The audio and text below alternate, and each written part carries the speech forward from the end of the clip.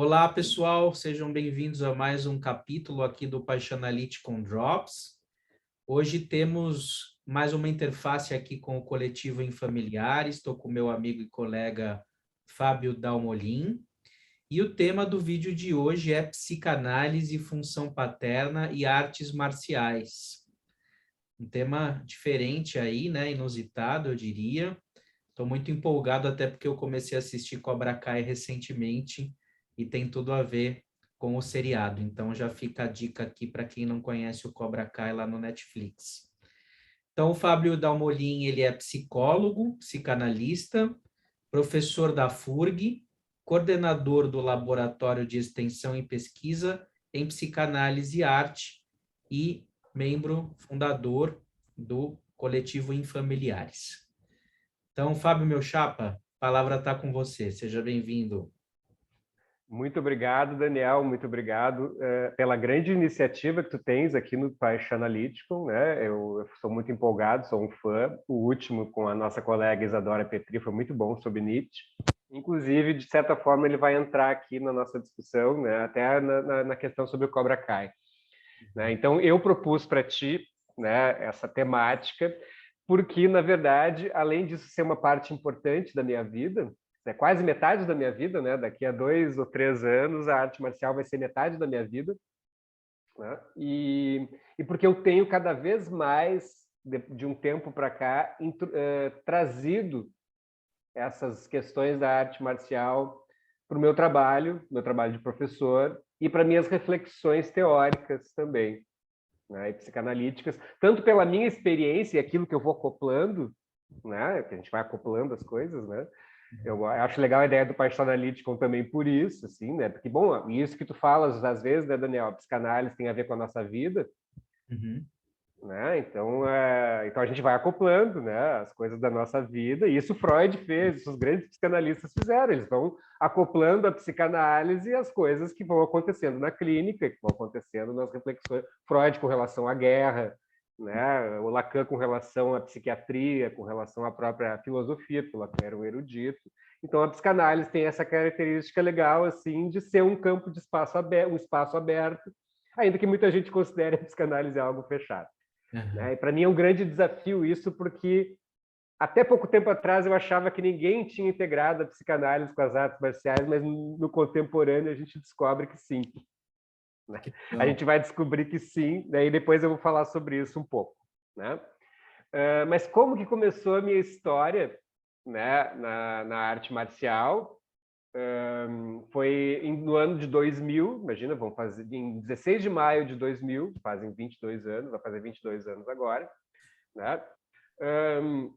Eu tinha recém terminado o mestrado, aliás, eu estava recém começando o mestrado em psicologia social na URGS, e existia uma academia que ficava perto da onde eu pegava o ônibus, né? O nome era esse aqui, que é a minha academia atual, né? A Academia Sino-Brasileira de Kung Fu, esse é o símbolo dela. Né? E eu não sabia nada do que era, até porque eu sempre passava no horário que ela estava fechada.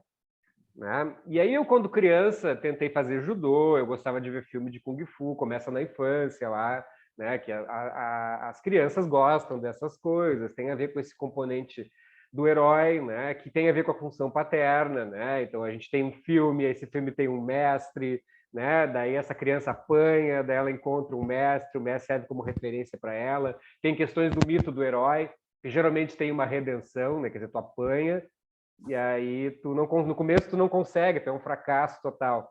Né? E aí com o tempo e com a paciência do mestre tem uma chave virada. Isso é um tema comum na ficção. Né?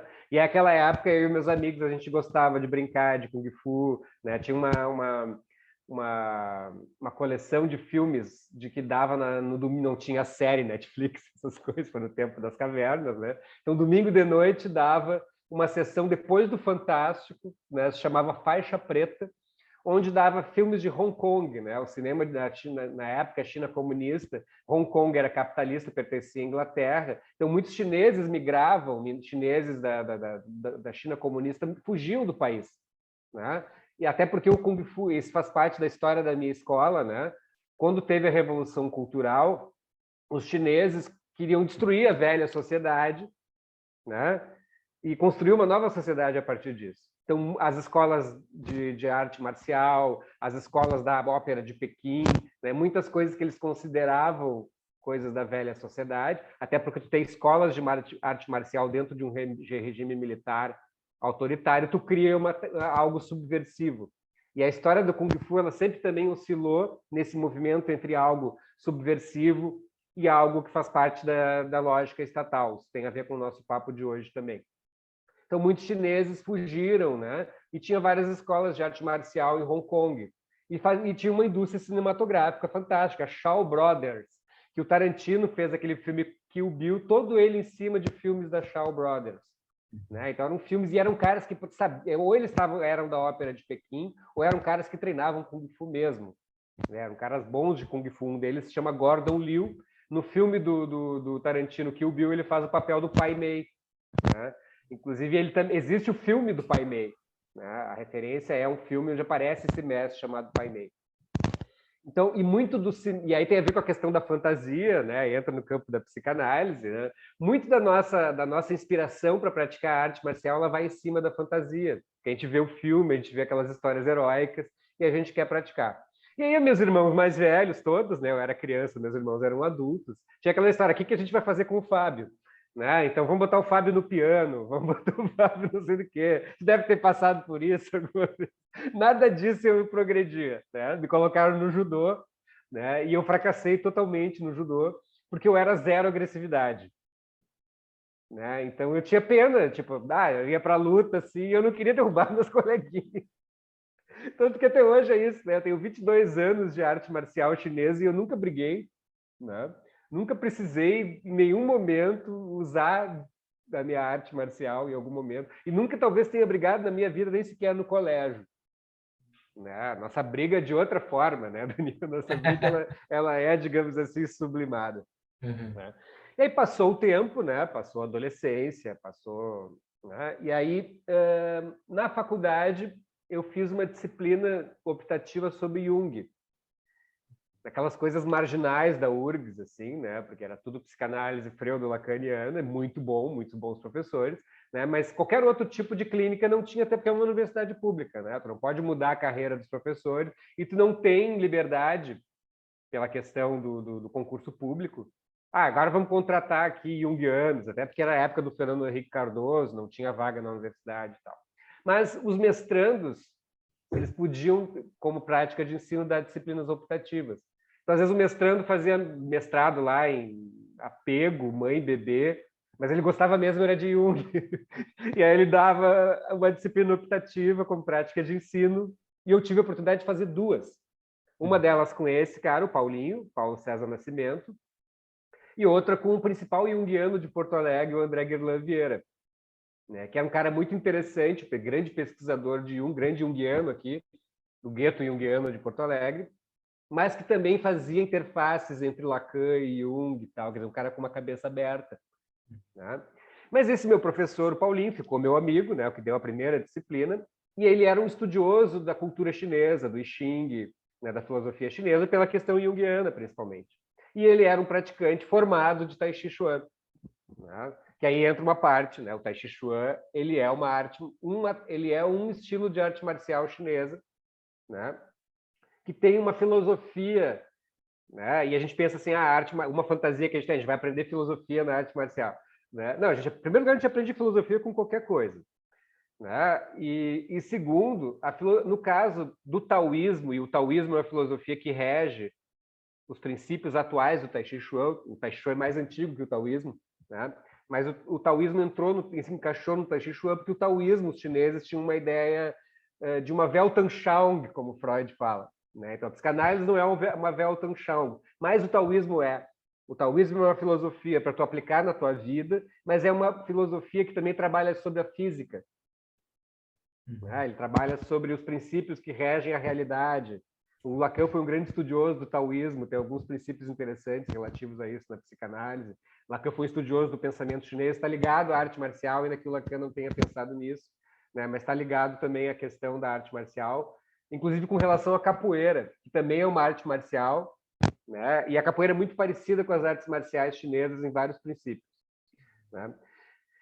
E então, na arte marcial, com o princípio taoísta, tu dizer que um exercício é yin e outro é o yang, é a mesma coisa que na medicina ocidental, tu dizer que um exercício é aeróbico ou ele é anaeróbico, ou que ele é um exercício de força ou ele é um exercício de flexibilidade, né? Só que transpõe, claro, para uma cultura pré-científica, né? Onde, claro, o mestre, eu, por exemplo, fiz 3 cirurgias já, uma no tornozelo e uma em cada joelho. Os mestres antigos de arte marcial não tinham cirurgia com laparoscopia. Eles tinham a medicina chinesa, a medicina oriental e a acupuntura. Né? Então, e tanto tem armas também, né? Na arte marcial tem bengala, por exemplo. Né? Então, o mestre lá com uma certa idade, como estava com o joelho todo estourado, ele tinha que andar de bengala e ele aprendia a lutar com a bengala. Esse é o princípio da autodefesa, que é muito interessante. Né? E aí o que acontece é que quando esse meu amigo foi embora de Porto Alegre, ele era de Florianópolis, a gente saiu para tomar um chopp, né? E eu disse para ele, faz horas que eu tô afim de treinar arte marcial e tal, e eu sempre passo na frente dessa academia. A gente passou de ônibus na frente da academia, e ele me disse, esse professor é muito sério, né? Porque assim como na psicanálise, assim como em qualquer tatuagem, né, qualquer área, claro, tem escolas que são, né, que não lidam com aquele conhecimento de uma maneira tão criteriosa, né? E tanto na psicanálise, olha essa associação da arte marcial com a psicanálise, né? Quando o pessoal está discutindo hoje a regulamentação da profissão de psicanalista, na arte marcial o problema é exatamente o mesmo, né? Porque assim como a psicanálise é ensinada na psicologia, e tu não precisa ser psicólogo para ser psicanalista, e a tua formação analítica não se dá na academia, as artes marciais são ensinadas nos cursos de educação física, né? Mas ela é um tipo de conhecimento que nem a psicanálise, não é na academia que tu aprende, na academia universitária que tu aprende, né? A academia de arte marcial é uma academia tipo as associações psicanalíticas, né? Um tipo de conhecimento. Imagina, né, Daniel? Imagina um mestre de Kung Fu. E nos anos 2000, quando eu comecei a treinar, o meu mestre era presidente da Associação Gaúcha de Kung Fu, o CREF, o Conselho Regional de Educação Física, queria fazer a regulamentação das artes marciais, mas com um pré-requisito. Os professores de artes marciais teriam que ter formação em educação física. Imagina se tu obrigasse hoje... A mesma coisa em relação ao que está se Claro. fazendo com a psicanálise um tanto, né? Ou pior, né? Para tu ter uma academia de Kung Fu, por exemplo, né? Tu teria que ter que nem em farmácia, como responsável técnico, um professor de educação física. Agora tu imagina, né? O criador da minha academia, o mestre Chan Kao-wei, em 2004 ele foi considerado um dos 5 maiores mestres do mundo, sendo que ele era o único que ainda estava vivo e ensinando, provavelmente, né? Ele é um dos 10, né? Entre os 5, tinha 5 vivos e acho que ele era o único que estava ensinando ainda. Morava em São Paulo, faleceu no mês passado.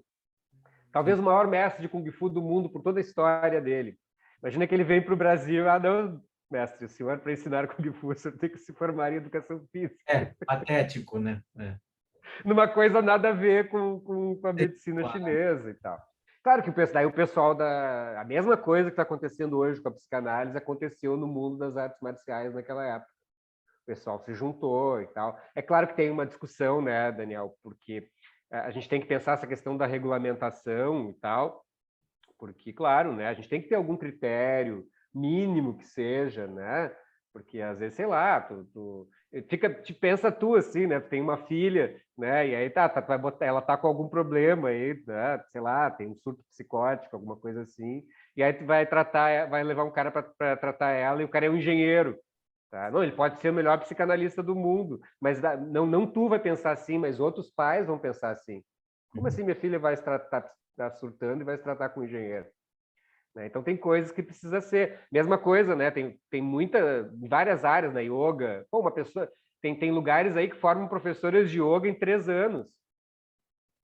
Cara, aí tu vai fazer yoga com uma pessoa que não tem nenhuma formação e que fez 3 anos de yoga, né? Tu vai entortar tua coluna, se dá uma merda aí, sabe? Tem uma lesão séria, uma coisa assim. Então tem esses problemas que tem que ser resolvidos com o debate, tem que ser resolvidos de várias formas, né? Mas não baixar um canetaço e obrigar todo mundo a se formar em educação física ou coisa parecida, né? Então tu vê como já tem essa coisa em comum assim entre a psicanálise e as artes marciais, quer dizer, um tipo de conhecimento né, que oscila entre a regulamentação, quer dizer, formar escolas, pedagogia, quer dizer, formar uma pedagogia, dizer o que as pessoas têm que estudar ou não, né?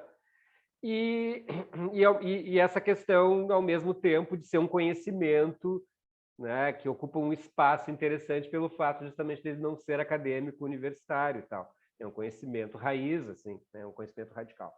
E aí eu fui, comecei, daí eu ganhei, naquela época eu estava desempregado, né? E aí eu esperei chegar ao mestrado, ganhei minha bolsa e comecei a treinar. Eu entrei, então, nesses 22 anos nessa área, né, da arte marcial, e aí, no caso, né, faz pouco tempo, alguns anos só, que eu estou saindo do armário, digamos assim, né? Que eu estou integrando cada vez mais a minha vida profissional, né? Porque eu só tenho 5 anos a menos de psicologia, a mais de psicologia do que de arte marcial. Né? Então, fui integrando essas coisas que até algum tempo não eram muito importantes para mim, inclusive como, aí é muito legal, como aspecto terapêutico. Uhum. Né? Porque eu treinei 1 ano de arte marcial e aí meu pai faleceu de uma maneira trágica, né? E aí eu fiquei assim, meu pai deixou dívida, sabe? Uma família em crise e tal, né? Naquela época eu resistia a fazer terapia, né? Resistia à questão da terapia e tal. E aí eu me inseri nesse mundo, né? E é muito interessante que eu fico pensando, né? Eu me inspirei muito também naquele filme Matrix, né? Aquele filme Matrix me encheu muito de reflexões filosóficas. Ele tem coisas bem interessantes e interessante que a maioria das pessoas treina arte marcial em função do filme, que é uma coisa bem interessante para nós psicanalistas, né? Que é como a questão da psicanálise também, quer dizer, tu estuda Lacan, né? E a gente estuda Lacan, Freud, esses caras fazem toda essa filosofia super complexa e tal, né? E aí, principalmente os iniciantes, eles têm uma fantasia de que tudo aquilo que eles leem no livro vai acontecer quando eles forem atender um paciente. Né? Então, a gente cria fantasia sobre o que a gente faz, o que a gente não faz na clínica, o que a gente deve fazer, não deve fazer. Né? E com a prática, com o tempo, tu vai vendo que não, né? Que tudo vai se integrando. O conhecimento acadêmico ele é importante, o conhecimento teórico, mas a prática às vezes fala muito também. E é uma quebra de uma fantasia quando a gente vai para a prática. No começo é muito angustiante o começo da clínica, claro, né? Assim como é muito angustiante o começo de um treinamento de arte marcial. Né? Porque tu vê aqueles caras voando lá, né? Tu vê que eles aprendem tudo rápido. No Cobra Kai é assim, né? Tipo, o cara começa na academia, daqui a pouco ele tá lutando já, né? Ele passa, sei lá, 1 mês lá lavando o carro e pintando a cerca e ele já aprende a lutar, né? Isso é uma licença poética, né, Daniel? Isso é uma coisa fundamental, é a mesma coisa que o super-homem voar. Imagina se tu fosse o chato que no cinema diz, isso é impossível, esse cara voar. Né? Quer dizer, tu tem que ter um certo pacto de fantasia no cinema para poder curtir uma obra. Né? Então, a arte marcial ela leva muitas pessoas a criar uma... Meu professor fala isso, né? Porque quando a gente aprende, começa a entrar na arte marcial e ver um filme, isso é tudo cascata, não, isso não é Kung Fu, né? Isso não é arte marcial. Até porque não é luta mesmo, é coreografia, uma luta de verdade, não tem nada a ver com aquilo que acontece nos filmes. Né? Uma luta para tu como a sobrevivência, não tem, né? Então é uma prática regular, ela depende de muito treino, ela começa muito aos pouquinhos, né? E ela vai indo. E quando tu vê, tu tá fazendo coisas que tu nunca imaginou que tu ia fazer na tua vida. Mas isso acontece com o tempo. Tem que te vincular. Não é fácil, não existe professor bonzinho, né? O professor ele é rigoroso. Se o professor não for, ele te xinga, ele briga contigo. Aí entra essa questão da função paterna também que aparece no Cobra Kai, né? Então eu comecei essas experiências e para mim foi muito importante, Daniel. Para mim foi muito importante porque era um lugar onde eu ia quase todos os dias. Eu me filiei a uma escola, a uma dinastia, né? Eu aprendi muita coisa com relação com o meu professor, né? Coisas do tipo, meu professor não elogia, né? O meu professor ele sempre nos exige o máximo, ele briga com a gente, mas mais a questão da transferência, assim, né? Então, mas ao mesmo tempo né? A transferência, muita gente que desistia e parava, ou se ofendia, ou ficava mal. Né? E no começo era assim, mas com o tempo a gente ia vendo, pela contingência dele, pela sustentação que ele fazia da autoridade dele, que a gente vai aprendendo que não, ele está fazendo isso Mas ele não é porque ele não gosta da gente, ele sempre foi o melhor professor possível, né? Mas é porque a arte marcial é assim, Sim. né? Se tu tem medo de ser xingado pelo professor, e se um cara vier te dar um soco na cara na rua? Isso aparece no Cobra Kai também. Aparece no Cobra Kai. Né? O Johnny Lawrence ali, né? Tipo, tem uma cena que a menina, aquela gordinha, né? Vai começar a treinar e ele já começa dando um soco, manda o cara dar um soco na cara dela. Eu disse, mas é o meu primeiro dia dele. O cara que vai te atacar na rua não sabe que é teu Tá primeiro dia. preocupado com isso. E claro, porque é a Verdade. mesma coisa que andar armado, né? Eu vou comprar uma arma para me defender. Mas se no dia que tu comprou a arma, o cara vem e te assalta, não adiantou nada tu comprar a tua arma, né? Não sabe usar. Essa questão da autodefesa, claro, né? E então esse processo todo da arte marcial veio comigo. Eu comecei a minha análise pessoal e o meu caminho na psicanálise em 2010, quando eu entrei na FURG, né? Então faz 11 anos, né? Tenho 22 anos de arte marcial e 11 anos de psicanálise, né? De análise pessoal, que aí sim, né? Eu comecei, agora eu tenho as duas coisas, a arte marcial e a psicanálise. Aí eu comecei a misturar tudo e tem muitas coisas muito interessantes na arte marcial com relação à psicanálise, né? E aí eu vou falar um pouco sobre isso, né? Primeiro sobre essa questão da fantasia, tem coisas da arte marcial que a gente tem muita fantasia. Por exemplo, né, Daniel? Tu sabia que o Bruce Lee não era mestre de Kung Fu? Tá brincando? Não, não sabia. Olha como a realidade e a ficção se misturam. Olha só. Sabia que o Bruce Lee, claro, como todo chinês é que nem brasileiro, né? Brasileiro joga bola, joga futebol, né? Desde na criança, mesmo que tu não queira jogar futebol, vão te obrigar a jogar futebol algum dia. Chinês é assim, educação física nas escolas é arte marcial, né? Até porque antigamente, né? A gente sempre acha que o mundo foi ser como ele é hoje, essa nossa fantasia infantil. A gente acha que sempre teve polícia, né? O policial, funcionário público e tal, não era assim. Então, na China antiga, tinha aldeias, né? E as aldeias tinham que ter treinamento de arte marcial para se proteger. E às vezes para se juntar ao exército, como mercenários, ou como para proteger a aldeia mesmo, ou como estratégia. Né? Então, o exército japonês vai invadir a China, ele vai ter que passar por uma lavoura de arroz. Né? E aí os plantadores de arroz tudo sabe arte marcial. Tanto que muitas armas da arte marcial, elas são... Esse cacetete de policial, né? Que é aquele cacetete que tem um negócio perpendicular para tu segurar, Sei. aquilo ali é uma arma de bater arroz. Né? O nunchaku, aquele que é 2 bastões com uma corrente, é uma arma de bater arroz. Olha só. Tem várias armas que são instrumentos de pesca e tal, né? Claro, né? Não tem ninguém que te protege ali. Ou então é isso. Bom, se os japoneses vão invadir a China, eles vão ter que passar por uma lavoura de arroz para chegar lá em Pequim, né? Os agricultores estão tudo lá, disfarçadinhos, assim, né? Passa o exército, eles cortam a perna dos caras. Né? É isso. Ou isso, tu vai fazer comércio, né? Ou tu vai para algum lugar, tu tem que te proteger porque vai vir ladrão te pegar, né? Então tu tem que ter essa. Então é uma prática cultural de um país que existe há 9.000 anos, né? Onde teve muita guerra nesses 9.000 anos. Né? Então tu tem uma cultura e uma cultura muito antiga, muito refinada, que é praticamente a base de todas as artes marciais, né, orientais, é o Império Chinês. Porque também, junto com o comércio, que é interessante, tu tem também um comércio de arte marcial. Né? Então tu vai lá, paga para aprender uma técnica. O karatê nasce disso. Né? Okinawa fica entre a China e o Japão. Né? Os pescadores de Okinawa, a família Miyagi realmente existiu no Japão. Né? Existiu? Então sim, eles iam pescar, fazer comércio e aprendiam arte marcial. É claro que os chineses não ensinavam tudo. Né? Ensinavam uma parte, que é a parte básica, sem arma. Né? Por isso que começou como mão chinesa, o nome da palavra karatê, depois virou mão vazia.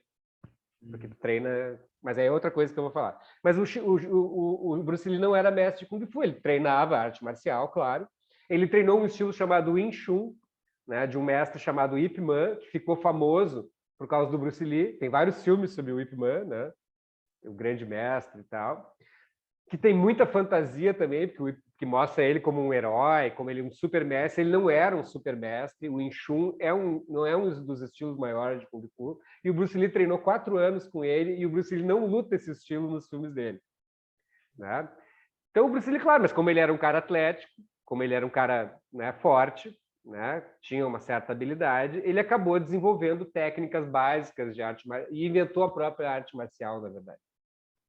Mas assim, um mestre de Kung Fu, Bruce Lee não era.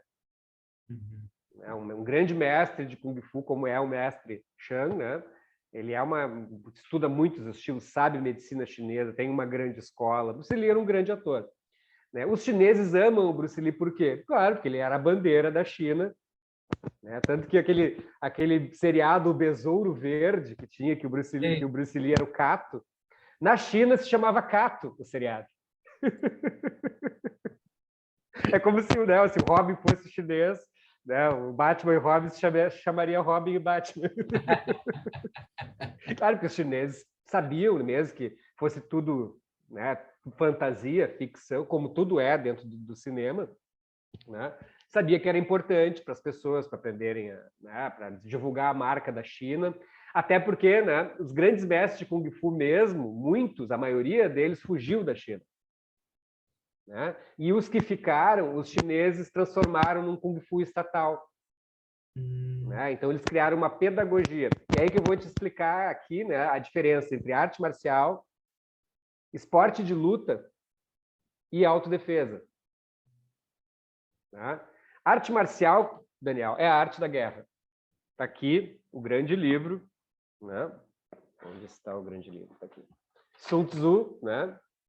Isso lá no ano 400 a.C., né? Na época em que a China vivia 4 grandes reinos combatentes, escreveu esse livro, A Arte da Guerra, e ele é lido nos cursos de administração hoje.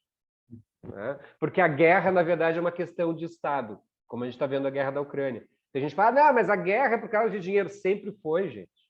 Como é que tu vai fazer guerra sem dinheiro, sem alimentar a tua tropa, sem ter soldados treinados? Né?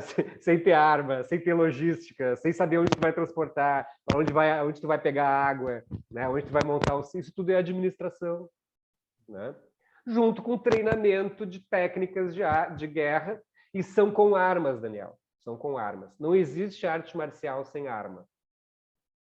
Essa palavra arte marcial ela não é correta, né? Ela vem dos romanos, as artes do deus Marte. Né? O nome em chinês é Wushu. Wushu significa acabar com a luta. Que aí tu produz uma dualidade, que nem a psicanálise tem a pulsão de morte, né? Tem Eros e Thanatos, né? As pulsões sexuais, as pulsões agressivas. E se eu vi o documentário sobre o mestre Pastinha, e na capoeira é a mesma coisa. Tem a capoeira como dança, que ele fala. A capoeira é o amor, ou ela pode ser a morte. Quer dizer, ou ela é uma dança, onde todo mundo ali dança junto, é bacana, é exercício, é comunidade e tal, mas daqui a pouco tu vai querer entrar num arranca-rabo aí, é mortal. Não tem luta. Tu tem que acabar com a luta. Então, acabar com a luta é ou não lutar, usar várias estratégias cerebrais, assim, né? Tu negociar, tu comprar o teu adversário, né? Tu conquistar o teu adversário pro teu lado, né? Tu roubar o teu adversário, rouba a comida dele, rouba as armas dele e tal, né? Isso aparece em várias, até na série Vikings aparece isso, né? Os caras daqui a pouco assim, olha, cara, nós vamos lutar aqui, mas vai... Hã? Não, deixa eu só te falar, quando você faz muito assim o movimento, tá dando uns estalos, uns ruídos de microfonia. Ah, desculpa, que como arte marcial a gente trabalha muito o corpo. Então a questão é essa, né? Daqui a pouco, olha, ou a gente discute isso aqui na conversa e na negociação, ou vai morrer metade de cada exército. Tu pode até ganhar a tua guerra, mas vai morrer metade do teu exército, eu vou queimar tuas plantações, né? Etc, etc, etc. Por isso que ele é um livro lido na administração. Isso é a arte marcial. Desde aquele macaco do 2001 lá, bateu com o osso na cabeça do outro, não se faz guerra sem arma. Né? Mas o que acontece? Aí tá, o que é o esporte de luta? No meio disso tudo, e aí pode ser assim, como esporte mesmo, aí entra a questão da sublimação, né? Como o esporte sublimando a guerra. Né? Isso é o Norbert Elias, que era o interlocutor do Freud, falando sobre isso. desde as Olimpíadas dos gregos e tal, mas os chineses tinham as suas Olimpíadas, né? Então, claro, eu vou fazer uma competição, ou, né, quer dizer, a luta sem arma, ou ela é assim, é um recurso extra caso tu perca a tua arma, né? Mas principalmente um elemento de treino físico, uma arte mesmo, no caso. Né? Então, tu vai desenvolver o teu corpo, tu vai fortalecer teu corpo, e também tu vai desenvolver a luta amistosa e esportiva. É muito importante isso, assim, a luta amistosa. Por exemplo, o Krav Maga, ele é a arte marcial do exército israelense. Só que o exército israelense não vai de Krav Maga enfrentar as suas guerras. Ele vai de bomba, de fuzil, né? Claro, imagina. Ah, não, vamos atacar aqueles caras ali da porrada, né? Não. Então, a guerra, agora o esporte de luta, não, né? Ou é para quando tu, para uma questão específica de defesa pessoal, e aí é o próximo tópico, né? De autodefesa, e aí ela é uma questão de guerrilha, ou é uma questão de um tipo de defesa especial que não envolve arma, né? Mas ela é muito específica, né? O grosso da arte marcial, né? E a questão do esporte de luta, isso é muito importante, né, Daniel? Quando a gente sabe assim, o karatê, o judô, o taekwondo, né, o próprio kung fu, né, eles passaram por um processo de modernização no século XIX, né, onde a China criou a grande escola central de artes marciais, né, porque já estava caindo em desuso tu lutar de espada, de lança e tal, né? Então, todo esse conhecimento milenar da arte marcial, ele vai ser transformado numa prática de desenvolvimento, ou num esporte, ou numa prática de desenvolvimento pessoal, como é o meu caso. Desenvolver como uma dança. Na verdade, não difere nada da dança, não difere nada do yoga. É uma prática de desenvolvimento pessoal, onde tu vai aprender coisas. Eu aprendi coisas, Daniel, que eu nunca imaginei que eu ia fazer na minha vida.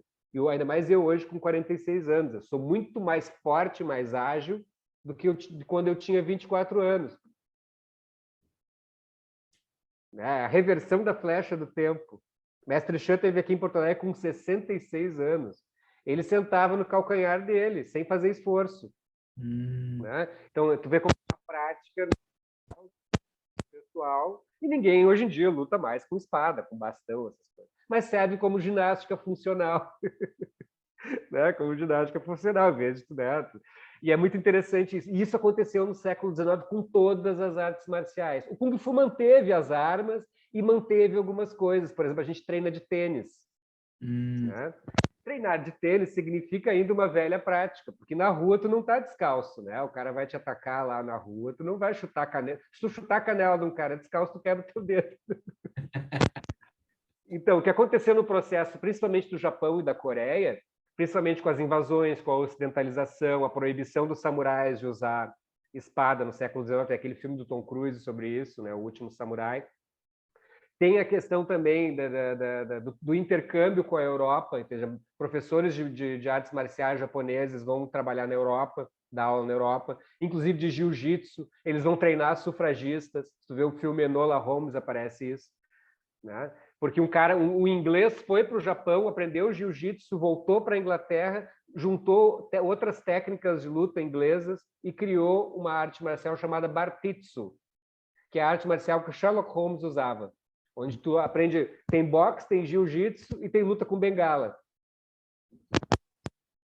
E aí o que aconteceu? Eles vão precisar desenvolver métodos pedagógicos, né? Grandes academias vão surgir, então vai ser desenvolver pedagogias, né? Lutas esportivas, né? Métodos de ensino, por exemplo, para os ocidentais poderem comprar essa arte marcial.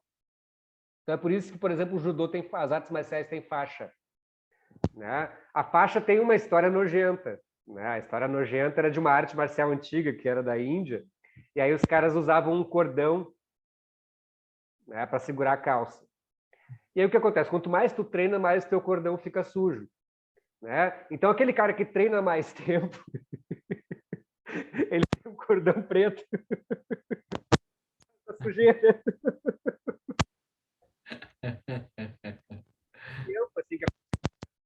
Para poder ensinar na França... Voltou o problema. Está dando muito estalo e agora a sua voz está diminuindo de volume também. Tá. Você ou não usar o microfone também, de repente.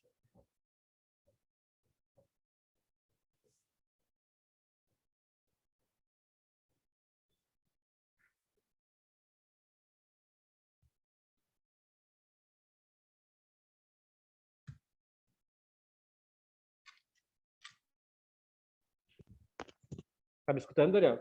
Sim. Tá, desculpa, é que eu tô com meu computador novo é meio louco. E então o que acontece? A faixa na arte marcial foi feita para estimular os ocidentais a treinar, para tu dar a ideia de que tu está progredindo, e ela está diretamente ligada às séries do ensino médio. Então, quando tu chega na faixa preta, na verdade, é a tua graduação. Né? Então, foi feita para ensinar e para o professor saber. Aí, como tu tem uma educação em escala maior, né? E a gente vê diretamente no Karate Kid, né? No primeiro filme do Karate Kid, o Daniel San pergunta para o Sr. Miyagi: Sr. Miyagi, eu vou ter uma faixa? E o Sr. Miyagi responde: faixa bom para segurar calça. Né? Porque, claro, no Karate original não tem faixa. Não tem faixa. Ah. Não, nenhuma arte marcial tem faixa. Tu aprende a lutar, é o teu treino. A minha arte marcial não tem faixa. Inclusive, estilos de Kung Fu incorporam a faixa, mas é por esse objetivo, assim, né? Como assim eu treino tanto e eu não mudo de faixa? Né? Então, para eu saber quem são meus alunos. Porque imagina, né, Daniel? Tu tem a faixa marrom, aí tu passa 10 anos sem treinar. E aí tu volta para a faixa marrom. Tu vai apanhar. O cara vai olhar para Daniel, ele é faixa marrom, eu posso bater nele bastante porque ele é bom. E aí tu vai apanhar, né? Porque o Kung Fu é uma palavra que significa treino. Tá. Ele virou sinônimo de arte marcial porque a cultura chinesa, fazer Kung Fu significa fazer arte marcial, como na nossa cultura jogar bola significa jogar futebol. Né? Agora imagina, e aí entra a questão da função paterna, né? Então, as escolas são vinculações, a gente tem uma ideia das artes marciais como a gente tem com a psicanálise, eu sou lacaniano, eu sou freudiano, eu sou winnicottiano, né? E aí, como tu falou na tua live anterior aqui do Paixão Analítico, né? Então, tá, então agora eu só leio Lacan e eu sou lacaniano, né? Então a gente acha assim que todas as artes marciais são assim, que o Kung Fu é uma arte marcial diferente do Karatê, diferente do Judô e tal, e não é bem assim, né? Todas têm mais ou menos a mesma história, princípios parecidos, tudo é arte marcial, mas é claro, eu vou formar mestres, às vezes são famílias, às vezes são escolas, às vezes são escolas mais ligadas a um método capitalista, né? O Krav Maga, nesse sentido, é assim. Né? Hoje em dia tem franquias de Krav Maga, que formam professores em 6 meses. Né? Nada a ver com o projeto original do Ymir. Né? E esses 2 irmãos que vieram para o Brasil do Krav Maga, o Jacó e o Yaron, são alunos do Ymir. Né? Um deles mantém um Krav Maga, ele inclusive é fisicamente parecido com o Ymir, né? O Yaron, né? Mas ele tem um Krav Maga mais raiz. Né? O mestre Kobe, ele tem uma coisa mais comercial. Tanto que eles brigaram e eles lutam pela marca Krav Maga. Um deles patenteou o Krav Maga, imagina. Porque, claro, tem como tudo, como a psicanálise, a gente está vendo isso da psicanálise, né?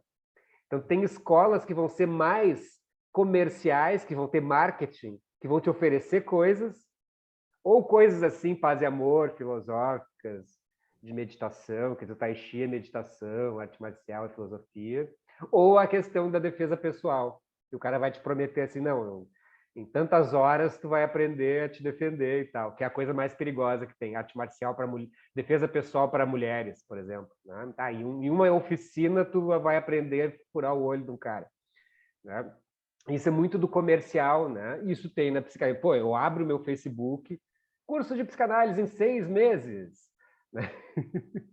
Quando, na verdade, né, a vinculação real à arte marcial é aquilo que aparece no Karate Kid, a relação do Daniel com o Sr. Miyagi, que é uma relação de respeito, é uma relação de aprendizado, é uma relação que também vai, de certa forma, ocupar uma função paterna.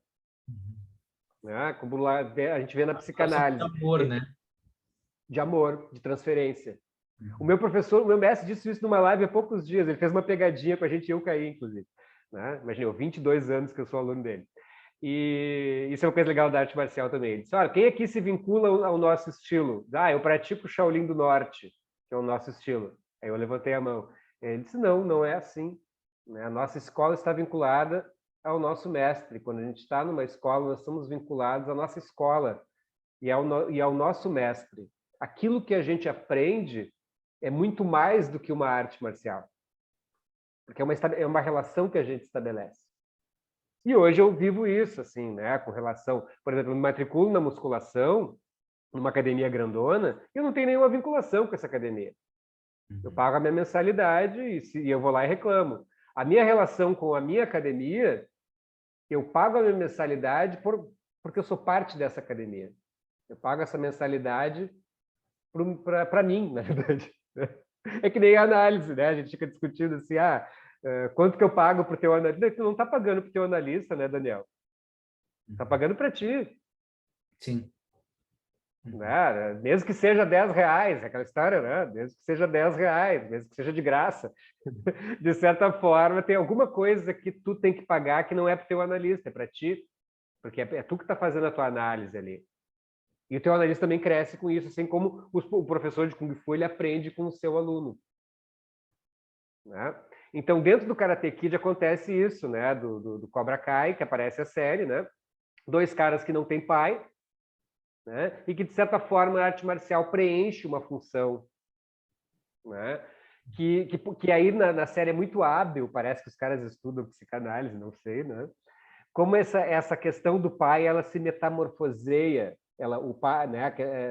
Existem várias relações, por exemplo, a filha do Daniel San carrega o legado do pai da arte marcial. Né? O filho não.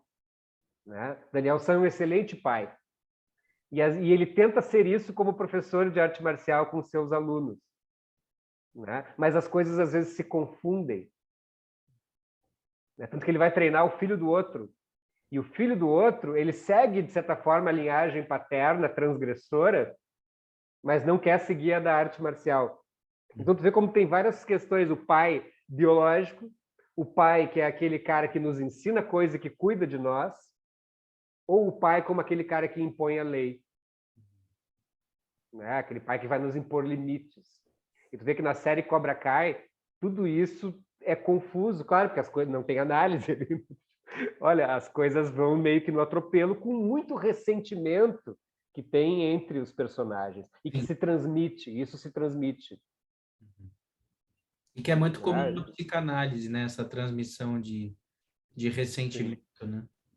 Tu vê, desde Freud. Desde antes da psicanálise nascer, na verdade, né? Com Freud e Breuer já tem o ressentimento ali surgindo. Tu vê como a gente está fazendo uma relação aqui que envolve a transferência, o amor, o aprendizado, né? A importância que essas coisas têm para a nossa vida, como a gente se expressa, né? A nossa relação com o corpo, né? E como é isso, né? O que é a arte marcial? Normalmente a gente, não, arte marcial, não. Olha quanta coisa tem aí. Como tem uma história surgindo. Né? E tem muitas relações com muitas possibilidades de leituras. Inclusive, eu fiz uma live sobre Cobra Kai, juntei psicólogos, amigos que praticam artes marciais. Um deles, Décio Tatizana, que fez análise um tempo, que se formou na URGS também, que foi um professor de karatê da PUC, do estilo Vado Ryu. Vado Ryu é um estilo derivado da escola Miyagi, né? Da escola de Okinawa, do karatê raiz. Né? E a gente vê ali também no Cobra Kai 2 vertentes do karatê.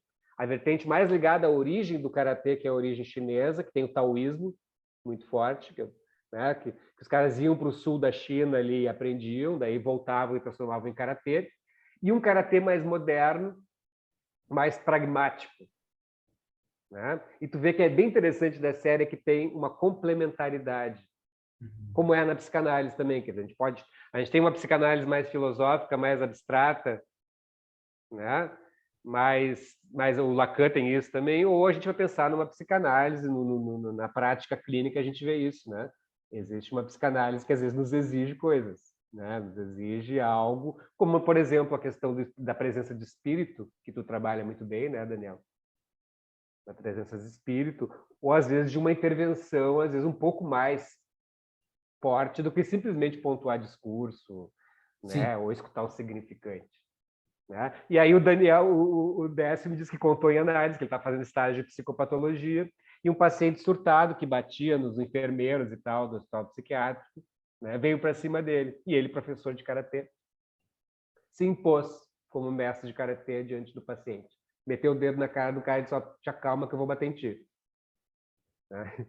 E aí o analista dele disse para ele: olha, foi interessante a tua intervenção, parece ser uma... Não, claro que ele não precisou nada disso, o paciente se acalmou. Né? E o paciente dele, aí o analista dele deu um livro que eu comprei, né?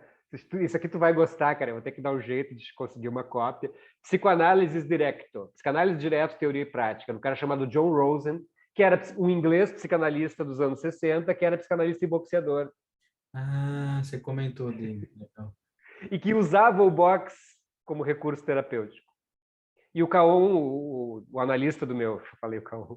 Era o Caon não vai se importar com isso. O analista do meu colega disse: olha, talvez tu não tivesse feito essa intervenção, esse cara ia tomar choque elétrico.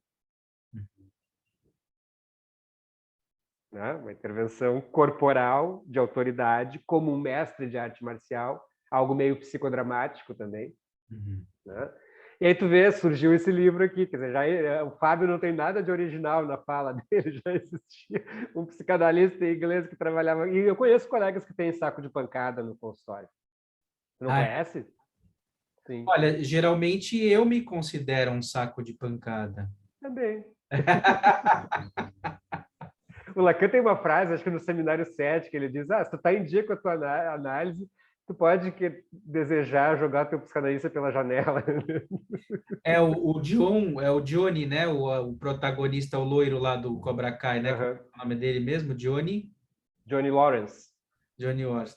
Ele diz: olha, você pode ser nerd, mirrado, mulher, não importa. O que importa é que a gente seja casca grossa. E aí entra o princípio da autodefesa. Né? E ele é muito importante. Tem esse livro aqui, Elsa Dorlan, onde ela vai discutir isso. Que é o Cobra Kai trabalha direto isso, o Karate Kid também. Que tu é uma mulher que apanha do marido em casa, né? Aí daqui a pouco a quem tu tem a recorrer. E aí, não que ela vai dizer que a pessoa deva ter uma arma em casa ou praticar Kung Fu, mas são paradoxos, são questões insolúveis, né, Daniel? Como aparece no... Né? Então, bom, o que ela vai fazer se o cara bate nela todos os dias? Não tem a quem recorrer, não tem polícia. Tu chama a polícia é machista. Né? Ela dá exemplos até, né? Tem até uma obra ficcional que fala de uma mulher que era vítima de estupro, né? E ela começou ela virou uma serial killer de estupradores. Né?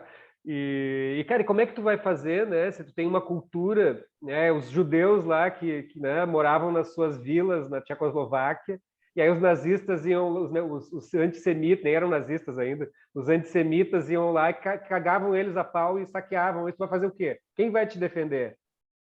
Então, bom, tu vai ter que te reunir, aprender a lutar e dar porrada. Os escravizados aqui que desenvolveram a capoeira em função disso. Como é que tu vai fazer? Mas ninguém te protege, cara. Tu está num ambiente opressor, quem vai te ajudar? Até a polícia chegar, tu está morto. Então, vai colocar esses paradoxos da autodefesa, todas as estratégias. No Cobra Kai é assim, tu tem aquela escola onde as relações entre os adolescentes são extremamente cruéis. Principalmente pelo cyberbullying. E como é que tu vai te defender do cyberbullying? Bem caricatural de escola americana, né? Aquelas gangues, claro. Né, e tal, né? Bem de bullying. Mas é isso, tu tá apanhando todos os dias, quem é que vai te ajudar? E ainda no primeiro episódio da série, né, o Johnny, que é interessante o contraste dos anos 80 para os anos 2000, né? Se aquela cena fosse nos anos 80, o Johnny sairia como herói, como o Sr. Miyagi saiu no Karate Kid, quando ele espancou todos os amigos do Johnny, ele saiu como herói, né? O Johnny espancou todos os colegas do rapaz aquele, né, do Miguel, e foi preso. Foi preso. E os caras iam cagar o guri a pau, né? Os caras iam matar o guri de pancada, se não fosse ele intervir. Mas ele foi preso, né?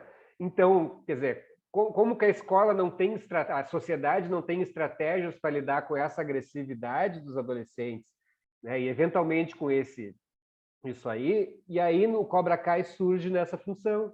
Tipo, olha, cara, em vez dos caras me moer de pancada, eu vou ter que reagir.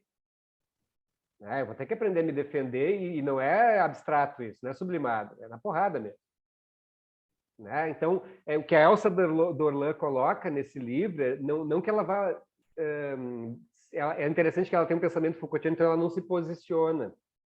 Mas ela diz, olha, isso acontece, né? Rodney, e ela começa falando do Rodney King, né? Como a gente tem o Beto Freitas aqui em Porto Alegre, o cara que foi morto no Carrefour, né? O cara que foi morto lá em Nova York, né? Cara, se ele resolve reagir e se defender da polícia, é pior.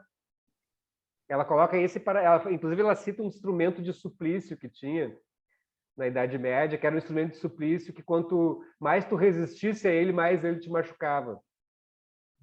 Né? Então, quer dizer, o cara tá lá.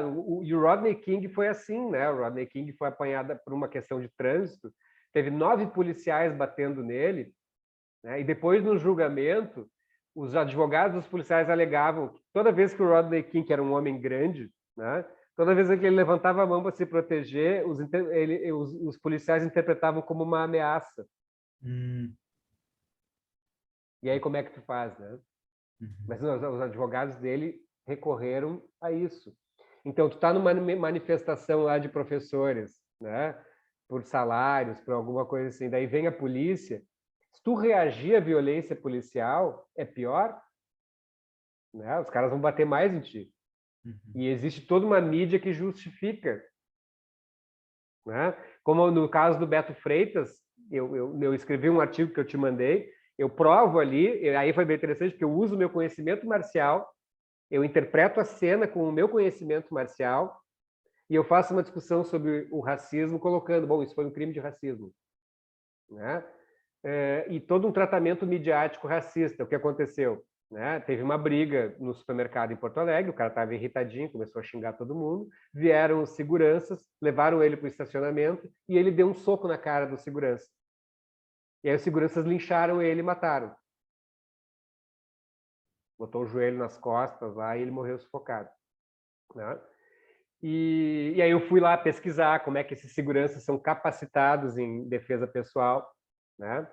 Para tu ser segurança, Daniel, e ser responsável pela segurança de um supermercado, quer dizer, lidar com eventuais ladrões ou coisa parecida, no teu curso tu tem que fazer 20 horas de Krav Maga.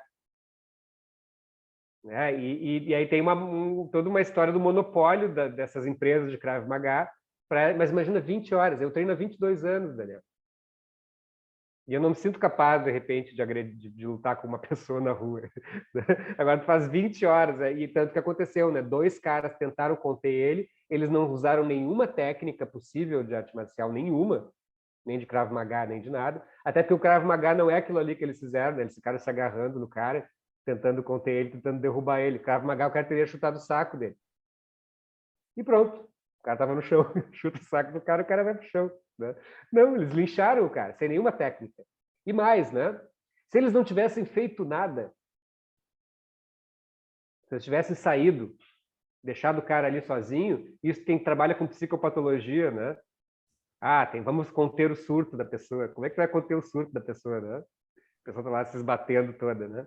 E se eles tivessem saído da cena, como ele começou a briga, ele estaria preso hoje, porque ele é um homem negro. E ele já tinha antecedentes criminais. Aliás, é um horror, né? Pelo fato de ter antecedentes criminais, muita gente justificou a morte do cara. Olha a loucura que está a nossa sociedade, como aquilo ali foi realmente um crime de racismo. Se fosse eu ou tu ali, ninguém vai mandar tu baixar tuas calças para saber se tu é judeu, né? Agora, isso o Franz Fanon fala, né? Olha, essa é uma pequena diferença, assim, né? Eu poderia passar por judeu, né? Então, para tu perseguir alguém por ser judeu, tu tem que saber quem é essa pessoa. Né? Agora, no caso dos negros, eles não têm escolha. Né? Se fosse eu ou tu ali que tivesse arrumado encrenca com seguranças, é óbvio que teria sido diferente. A gente poderia até ter levado uns cascudos, mas o cara não teria nos matado como matou o coitado do Beto Freitas. Né? Então foi um linchamento. O que é o linchamento? Na época que não existia polícia nos Estados Unidos, polícia estatal, ou existia e ela era fraca, né? Homens brancos tinham procuração do governo americano para poder fazer grupos e perseguir criminosos, e perseguir negros, e poder matá-los, como eram os caçadores de recompensa, que aparecem em filme de faroeste, nada além do que polícia privada. Procurado vivo ou morto, né? Então, esse livro da autodefesa, a Elsa, linchamento vem de Charles Lynch, que foi o primeiro homem branco americano que ganhou a procuração para poder perseguir pessoas. Olha, não sabia, interessante. E aí ela vai falando, o que é autodefesa? Bom, eu tenho a polícia do Estado e eu tenho as pessoas, ou as pessoas que querem andar armadas para poder se defender, né? Como é no Brasil hoje, nos Estados Unidos, ou as pessoas que efetivamente precisam se defender de um poder opressor. Né? Só que essas pessoas elas têm um problema sério, né? Porque se daqui a pouco o Beto Freitas soubesse Kung Fu, Karatê, Krav Maga, sei lá o que, e tivesse batido no segurança, ele estaria muito mais encrencado. Ele, é claro, ele morreu, né? Foi um horror, mas ele também se meteria numa grande encrenca se tivesse reagido e enfrentado os caras, né?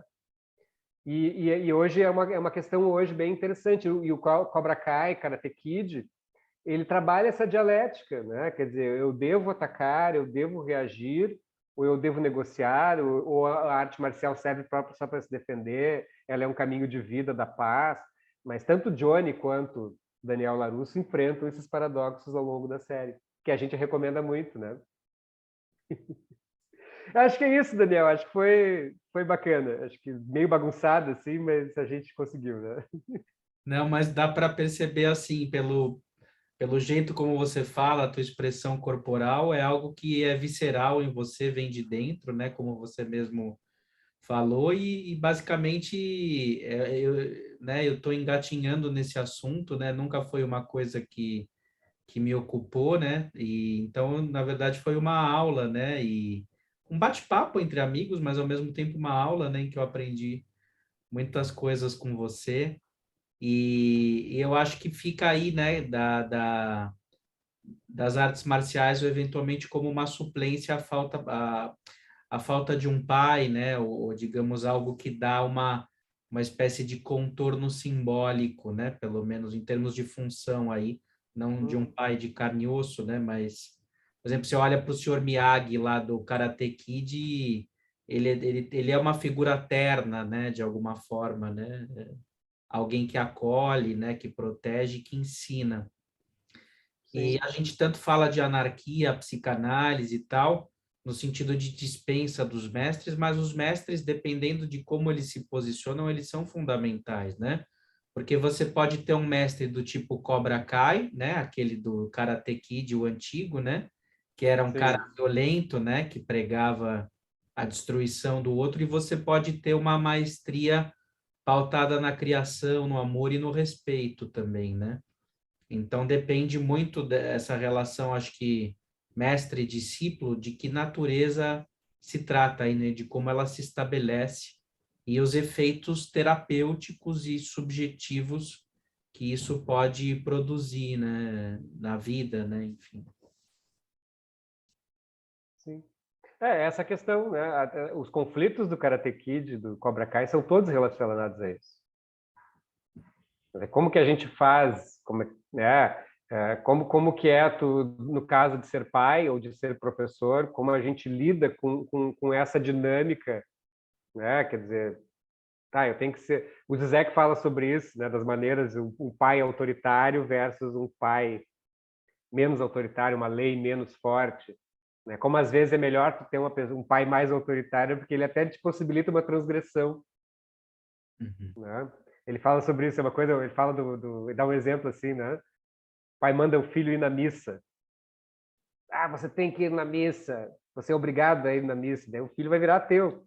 Né? Agora, se o pai chegar para o filho assim e dizer assim, né? Puxa vida, tua mãe vai ficar tão feliz se tu for na missa, e ela vai ficar tão triste se tu não for, ver que tu já tem uma lógica diferente. A partir da culpa, do ressentimento. E eu acho que Cobra Kai e Karate Kid é assim também, né? Uhum.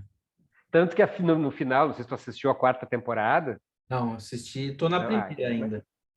tá. Não, mas na primeira também acontece isso, né? De daqui a pouco o filho do Daniel San exigir dele que ele seja um pai mais rigoroso, Uhum. né? Uhum. E o John Chris e também o John Chris sendo um pai para o aluno dele, né? Sendo um pai durão, assim, como isso é possível que o guri possa se emancipar a partir disso? Uhum. Ah, o cara é durão e tal, mas pô, o cara tá ali com ele, né? O cara ajuda ele a se defender, o cara dá na cara dele, mas ao mesmo tempo tu vê que tem ali algo, né? Claro que preenche uma função, né? Até porque o pai do Miguel parece que vai um super traficante malvado, alguma coisa assim, né? Não apareceu ainda na série, né? Isso. Não. Bom, mas é isso aí. Eu acho que, de alguma forma, a disciplina, a autodefesa, né, tudo isso entra no campo de uma tensão entre a agressividade, que pode se transformar em violência, e até que ponto isso está contido ou regulado a partir de uma lei, né? De uma sabedoria, de uma filosofia de vida. Me parece que a psicanálise ela entra aí no sentido de uma leitura, né, desse velho conflito entre Eros e Thanatos, né? Que é a inserção do sujeito na polis, o ímpeto pelo poder, os domínios territoriais, né?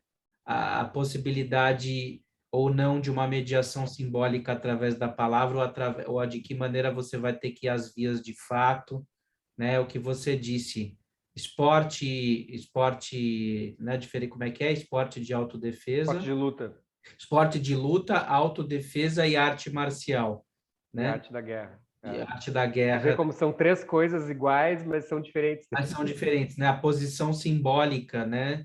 Delas são distintas, né? E, enfim, é um tema que daria até para você escrever um livro, né? Você falou que escreveu um artigo, até você me mandou, eu li uma boa parte, e esse Foi, artigo... foi o primeiro que eu escrevi, mas vai ter mais. Mas eu tenho agora, pós-pandemia, uma ideia de uma oficina para discutir essa questão da autodefesa. Ah, legal, legal. Que Aí, não é uma oficina de autodefesa, mas é para a gente conversar sobre a violência, para conversar sobre como é que é isso, né? Tem muitas coisas que a gente vê, Daniel, assim, principalmente com relação às mulheres, né? Quer dizer que a gente não sabe, né, Daniel? A mulher vai na festa, os caras tacam no banheiro, né? Então, coisas que nós não percebemos, né?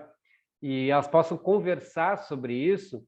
E aí também com relação a isso desse psicanalista inglês, a questão do corpo, que ela é às vezes sonegada na psicanálise, né? Então, quer dizer, como que tu tá de corpo presente numa situação qualquer da tua vida,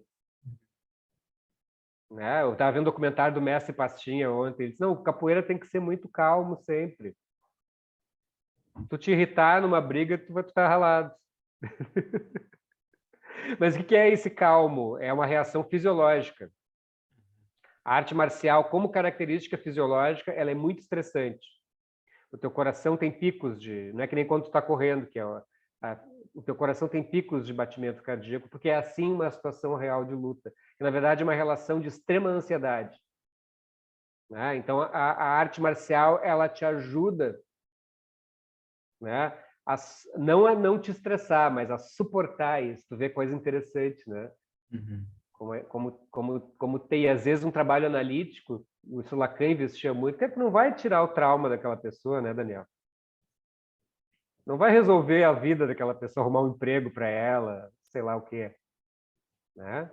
Mas o fato dessa pessoa poder falar para ti essa experiência e poder colocá-la em palavras e poder se expressar. E sabe que a capoeira tinha, a Elsa Dorlan fala, a capoeira tinha essa função também, que as pessoas pudessem expressar essa agressividade no corpo, não como luta, mas como dança.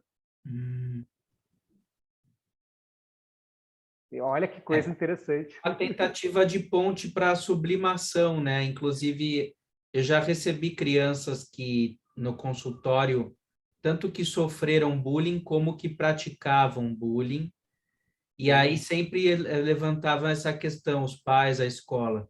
Será que a gente bota ele numa arte marcial para ele se endireitar, ou será que vai ser pior e ele vai bater nas pessoas com mais profissionalismo? Né? E, na verdade, não tem como responder isso antecipadamente, porque depende muito da posição e do uso, né? Que vai se fazer, né? Desse lugar. Mais uma questão psicanalítica aí, Mais né, uma Daniel? questão psicanalítica do cobra. Nada, nem o significante nunca está colado ao significado, né? Vou É, aprender arte marcial, logo vou ficar violento, ou vou é, ficar pacífico. exato, exatamente. Muito bem, meu caro. Então, sigamos Muito obrigado, Daniel. Fiquei muito feliz com isso. Obrigado pela oportunidade. Ainda bem que você sinalizou e achei riquíssimo o encontro e dá para ficar conversando muito. Mande notícias Tá, da tá. oficina aí quando você for abrir que a gente divulga, então. Vem para Porto Alegre fazer. Legal, então, pessoal, Tá bom, obrigado pela querido. presença. Obrigado. Nos vemos aí no Karatê, no Kung Fu, na sessão de análise, né? E por aí seguimos. Só não na guerra, de preferência. Um abraço. Falou. Falou.